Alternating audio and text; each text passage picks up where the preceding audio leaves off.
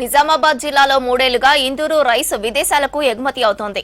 గతంలో బంగ్లాదేశ్, ఐర్లాండ్ దేశాలకు ఎక్స్పోర్ట్ అవ్వగా ఇప్పుడు ఫిలిప్పీన్స్ దేశానికి కూడా బియ్యం తరలిస్తున్నారు. ఆ దేశంతో బియ్యం ఒప్పందం చేసుకున్నారు. ఈ ఒప్పందం మేరకు 1.50 లక్షల మెట్రిక్ టన్నుల బియ్యానికి నిజామాబాద్ రైల్వే స్టేషన్ నుంచి కాకినాడ పోర్టుకు రవాణా చేస్తున్నారు. అక్కడి నుంచి ఫిలిప్పీన్స్ కు ఎగుమతి చేస్తారు. ఇందుకు సంబంధించి మరింత సమాచారం రజనీకాంత్ అందిస్తారు. నాణ్యమైనటువంటి బియ్యం ఫిలిప్పీన్స్ కు ఎగుమతి అవుతుంది.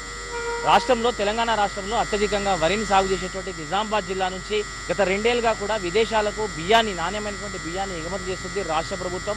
బయట దేశాలతో కుదుర్చుకున్నటువంటి ఒప్పందం మేరకు నిజామాబాద్ జిల్లా నుంచి పెద్ద ఎత్తున ప్రతి సంవత్సరం కూడా యాసంగి సీజన్లో సన్న బియ్యాన్ని, నాణ్యమైనటువంటి బియ్యాన్ని బయట దేశాలకు పంపిస్తుంది. గతంలో బంగ్లాదేశ్, ఐర్లాండ్లకు పంపినటువంటి రాష్ట్ర ప్రభుత్వం తాజాగా ఫిలిప్పైన్స్ కంట్రీకి కూడా 1,50,000 మెట్రిక్ టన్నుల బియ్యాన్ని ఎగుమతి చేస్తోంది. గత 3 రోజులుగా కూడా నిజామాబాద్ రైల్వే స్టేషన్ నుంచి పెద్ద మొత్తంలో బియ్యం బస్తాలన్నీ కూడా ట్రైన్ల ద్వారా, గూడ్స్ ద్వారా కాకినాడ ఓడరేవు చేరుకుంటున్నాయి.